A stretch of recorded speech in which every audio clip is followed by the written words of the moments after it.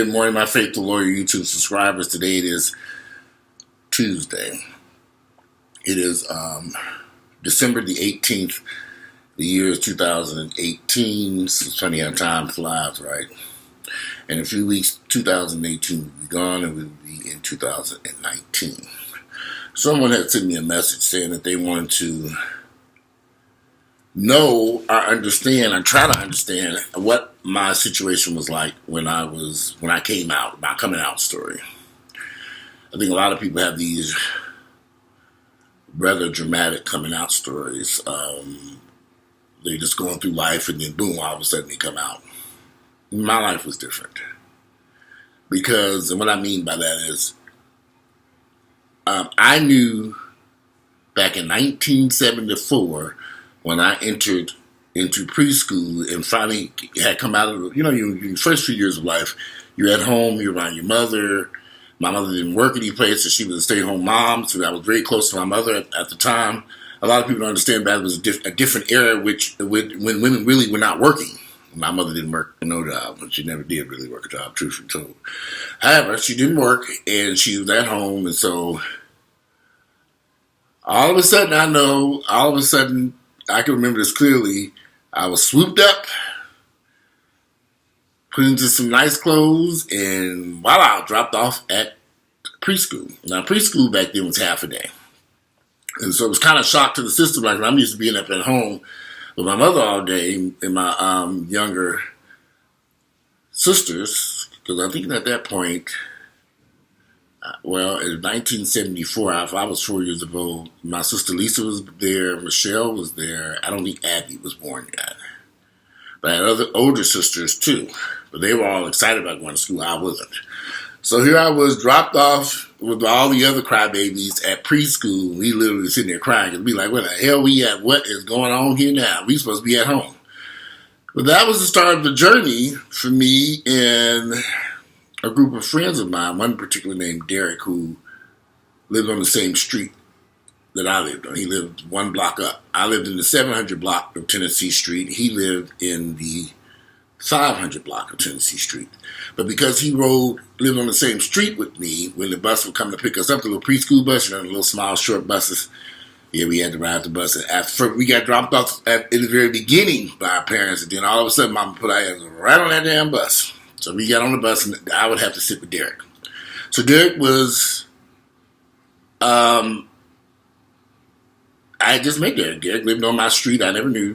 Look, I was a little kid. I didn't run up and down the streets as a little kid. Little kid, you stayed in your yard. I was 4 years of age, 4, maybe 5. It was 1974. So maybe I was 5 years in preschool. Maybe it was 75. Anyway, I can't remember. It was back 74, 75, a little kid. But anyway, Derek became my best friend because we had this ride the bus together, and we would sit in the seat together when we got to school. And it was our job I remember this clearly, to make sure that we stayed together, make sure we catch the bus a few hours later back. It was only half a day, so I can't remember if we were in the afternoon shift. Some people did afternoons, and some people did mornings, but I think we were on the after morning shift. I can't remember, because I remember clearly being home by the afternoon, hopping on that bus. It's funny because when I was in St. Gary a few weeks ago, I went and found that preschool because I remember how to get there. I remember exactly where it was, and it was still standing. I don't know if it was functional or not, but it was still there. I drove by and said, there it is. That was the preschool. But anyway, Derek and I became best of friends over the years because in preschool, like I said, we lived on the same street, so we rode the same bus together. We sat with preschool together. We just became very good friends. But I knew that something was different about me immediately. In preschool, I knew something wasn't right. I couldn't figure it out. As a little bitty kid, I'm not stupid. I was a very smart kid. And I just knew back in 1974, 1975, when I entered into preschool and began going to school, hanging around other kids, I knew I was different from everybody else. And the other kids knew I was different too. We all sensed something was different. It was with me. And particularly with Derek sometimes too, because Derek became my protector. We became good friends, and wherever I went, Derek, when we were together. I'll talk about that later. So, just remember Derek. Um, I knew I was different. I didn't know what it was. I couldn't put my finger on it. But I clearly remember something's not right here. When all the other little boys was chasing the girls around, the little preschool, I was more reserved, it's more quiet kid who kind of stayed in the corner playing with games and stuff. Me and Derek would sit and play with the little toys that they had at the preschool center. And then Derek and I ended up in the same kindergarten class. You know, next year, you do preschool first, and then you go. The whole purpose of preschool is to prepare you for school. I could have sworn I put this on mute. So, as I'm sitting there, the whole purpose of preschool is to the whole purpose of preschool is to prepare you for the public for school. The next year, kindergarten and first grade and all that shit. But immediately, I knew I was different. I was bigger than the other kids, taller. It just was some things that kind of stood out. And I was teased about a lot of stuff, even as a little kid. Black children can be very mean, even as little children, especially as you in those early grades. And through elementary school, I just learned how to defend myself. My father, I was very close to my father too. Yeah, it was a different world back then. Come home, basically you come home, mama and daddy was at home, daddy was off from work, mama was home, mama didn't work no place. I was just a homebody. But as you grow older and start to grow and go out into the streets and go to school, you have to begin the process of going to school, come back home. And I was forced to have to deal with some issues that most black children have to deal with. Fighting, violence, defending yourself, niggas picking on you, teasing you, taunting you, whatever. Black children going to find some way to tease and taunt your ass. And I can remember all this stuff. The kids making comments and saying stuff, and I just had to learn how to defend myself. And I learned how to use them hands quite well. So throughout elementary school, again, as I grew older, there were some things that took place between me and the other kids, other male children, that made me understand more who I was. And of course, back then they were using terms that gay or fag or whatever. Those I can't remember all the stuff about him. 48 years of age. That shit was years ago. I remember some of the details though, but I do remember I got along most well with the students. But there were some situations that taking place that, in today's environment, I would almost call it sexual harassment. The little boys in particular, one group of little boys would go in the bathroom and they'd all pull out their penis. And everybody be examining each other's penises and stuff. And that's the type of stuff that was taking place. I mean, you're little kids, and so everybody wants to know, what does yours look like and what does theirs look like?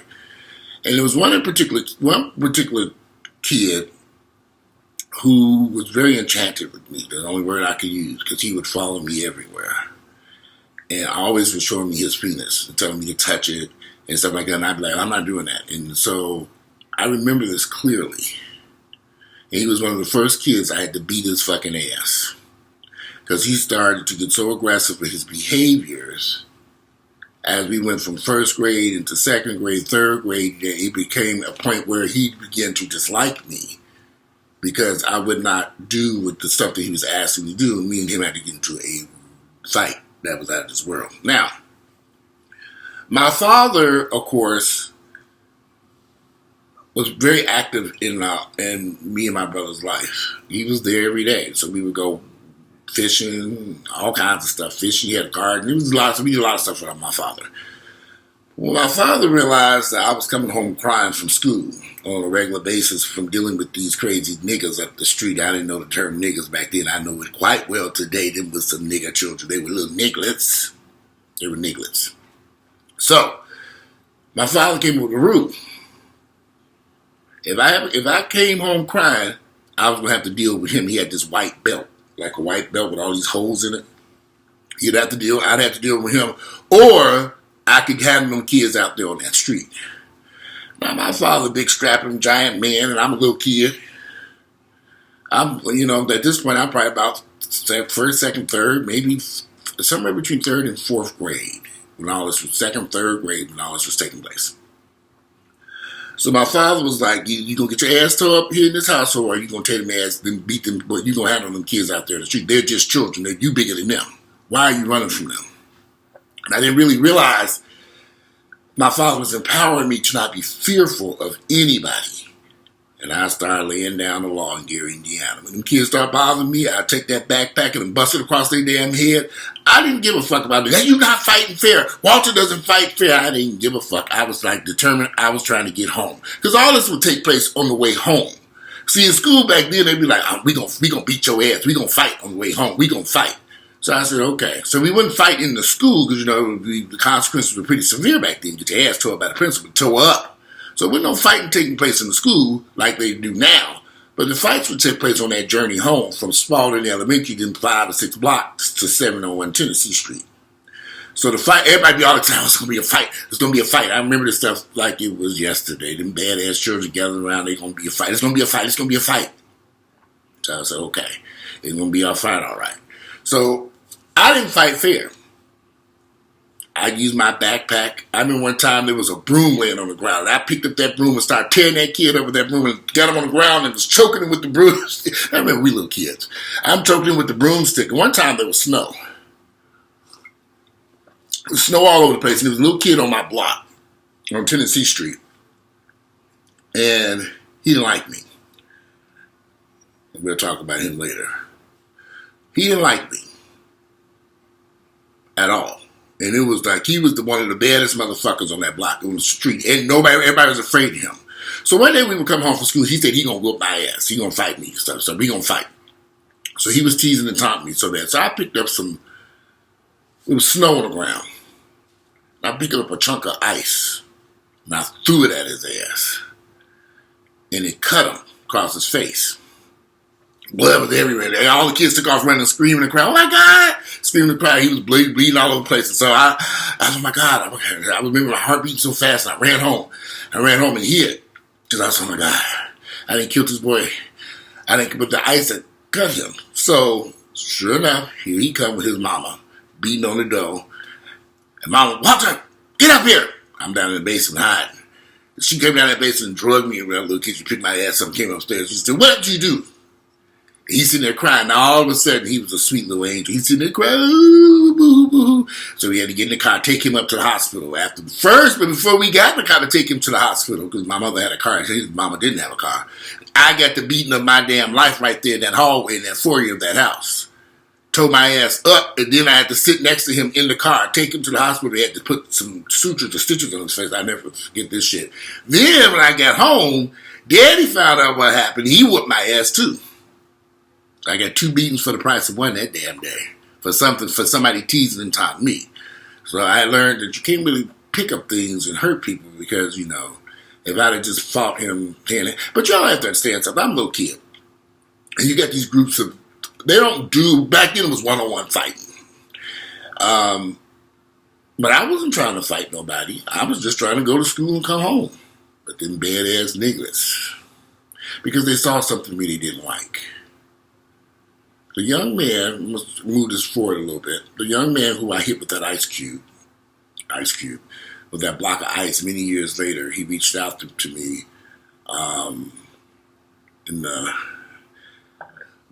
I don't know how he got in touch with me. Oh, due directory. But I was living in Atlanta, my first house. And he, somehow or another, I met somebody who lived in Gary, who went to school with us in Gary, because we were all together all the way up through high school.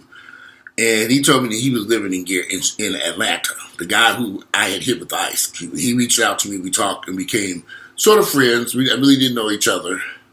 I didn't know this at the time, but he was in Atlanta living with his partner, a gay guy. I didn't know this. So every time he would call and we talk on the phone and stuff like that, I didn't tell him I was gay, and he didn't know he was gay. Occasionally we would meet, but nothing major because I didn't really just from Gary, people from Gary. You know, remember we became friends because of this incident that happened when we had to ride to the hospital and get stitches and stuff on his face. Anyway, he ended up, later on I found out that he was in a gay relationship here in Atlanta, and both he and his partner later on died of AIDS. And I found this out later. This was in the early 90s. And I'll tell you about Derek in a minute. We'll get back to Derek. Anyway, so around the third or fourth grade, I began to realize not only am I different than everybody else that I knew of, I felt different, and I was learning to read. And my father would get these encyclopedias. I don't know if you all remember encyclopedias. They come in a big box every year. We had this library, and we would put them on the shelves with different sets of, maybe it was every other year. However these encyclopedias would come out, and I would sit there and read the encyclopedias. I just loved reading back then. And I started reading stuff about sexuality in the encyclopedias back there, about homosexuality and gay, and you know what limited knowledge they knew about this stuff back then in that era. And I realized that this is who I was. I just realized from reading, I'm like, okay, this explains a hell of a lot. Why I was attracted to the other little boys. Why Derek and I were such good friends. Derek and I were sitting talking on the phone for hours back then. You know, we didn't have no cell phone back then. I know y'all, back then when dinosaurs were roaming around and we didn't have no cell phones back then, there was one home phone in the house. Everybody had the same phone number. It's funny because when I went back to Gary, all my relatives still have the same phone numbers they had when we were little kids. Same phone number. Nothing has changed. I remember my old phone number from Gary, Indiana. I remember it clear as a bell. So, Derek and I, relationship grew. Friends. Nothing more. But we were very close. Up until about, we moved away from Gary, Indiana. Oh, then, there was another friend that came along. So about the fourth grade, another guy came to my school named Mark Spencer. Mark Spencer and I became friends. I was the person, Mark Spencer, I never forget this. Mark Spencer had transferred into the school. That particular day, I was the class something, and I had to walk down to the office and walk him back, and then me and Mark I was the person showing Mark around the school, which Derek didn't like, because me and Mark became real close, and Derek did not like this at all. And back then, I didn't understand what was going on between Derek and I. I didn't. And this created a huge problem between Derek and I, because I was constantly hanging around Mark and not Derek anymore. And Derek was very hurt by this. And now when I look back on it as an adult, you know, Derek didn't like me constantly being around Mark. Mark and I just became friends, and I really didn't think much about it. Now, my father was not a very religious person at all. He was not religious in any whatsoever way. My father liked to hunt. He liked to fish. He had a garden. He couldn't read nor write. And so sometimes my father, as we got older, we started delivering newspapers. But as I learned to read, my father would bring mail home to me and give it to me and say, read this to me. And I'd be sitting in the house with maybe Mark was over or maybe Derek was over, some of my friends were over. And my father would give me this letter and put it in my face and say, read this to me. And my friends would be like, in shock, like, your daddy don't know how to read? And I was embarrassed by this. Because I didn't know my father's background. My father didn't, but I told you about black folks sweeping shit under the carpet. My father was from Mississippi. My father, my uncles, and aunts, his entire family were all out of Louisville, Mississippi. The only one that could read was the oldest one. JC. And I think Rady could read. My father couldn't read. He couldn't read. I had to read him everything. So I was embarrassed about this whole situation. I remember Derek making a comment about that, and it pissed me off. I was very angry about this because Derek wouldn't tell people that my father couldn't read. And I cut Derek off because I was embarrassed by this. I was a kid. I didn't know no better. Now I'm not embarrassed about it. I can discuss shit. Daddy couldn't read. It wasn't his fault he couldn't read. He grew up in the middle of Mississippi. They didn't want these black children to learn how to read. That's why when I'm just a little. This video is long as hell. I'm talking about the shortest in the next few minutes. But when you look at black folks who cannot read nor write, you all don't understand the history of this country. My father couldn't read nor write because they didn't want to educate these African American, these black folks back then, descendants of slaves. How? They didn't want to because they were fearful of them. But it was about this time in the 4th grade, reading these encyclopedias. I went to my father with an encyclopedia. And I read him some stuff about homosexuality out of the encyclopedia. Now, of course, my father laid up in bed watching TV, and he's not paying me much attention, but I'm reading this stuff like, yeah, look, this is me. My father, okay, fine, whatever. That's what he said. I said, okay, and there was no big deal. I went on about my business. However, when I went to go explain this to my mother, she saw things completely differently and wanted to take out a belt and beat me. And that's when my father intervened. I remember him coming into that room, intervening, and saying, what is going on here? He said, did you read this book? My mama had the encyclopedia. My mother was very religious. Now, don't forget, she had to get away. She would have that Bible with her. She would sit there. We were doing homework and stuff at nighttime. Every night she'd go to school, you would come back and do homework. My mother would be sitting there studying the Bible. So she had that Bible and encyclopedia, and she was like, this is not working. These books are trouble. I remember my father was like, well, if that's who he is, what is the issue? That boy know who he is. And I was a little kid. I was about the 4th grade at this point. And I knew. And it just turned into this huge rift between my mother and father and me. I was probably my mother and father. And then my mother just did what she always did with everything else. She swept it under the rug and ignored it for years. So we'll get back to her dealing. She knew about this in the 4th grade when the situation first exploded, but she died. My mother is very good at not dealing with stuff. She will sweep everything under the rug. My mother, she is good at, I'm telling y'all, she swept it under the rug. She didn't deal with it until later. But overall, when I look back at my experience as a kid in Gary, Indiana,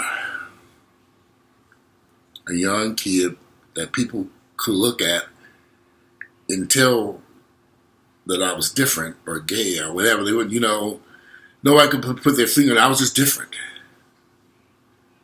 I just had a different vibe about myself. I listened to different music. I was just a different person. By the time you're in the 4th or 5th grade, I think you're about 10 years old. I was just a different person. Me and Derek was sitting listening to all this crazy stuff. Now, at this time, music videos were starting to become popular. I was into different, everybody was into, at that point, funk music. Like, I can't think of that artist. I don't know, Funkadelic and all that type of stuff like that. And then my cousin moved in. My oldest cousin ended up moving into the basement apartment, a basement bedroom in the house we lived in. And then I was introduced to sex. And this changed my life because I didn't even know what sex was. I didn't know it existed until he moved in there with his girlfriend. And we was hitting in there having sex. And we'd be peeking through the hole, me and my brother. And we was seeing and we saw every damn thing. And that's when I said, oh, what is going on here? We be peeking through the little hole, but we'll get to that in another video because that was life changing. When my oldest cousin, Harvey D, moved into the house, my life changed. He was in there smoking weed. He had a girlfriend. He was having sex.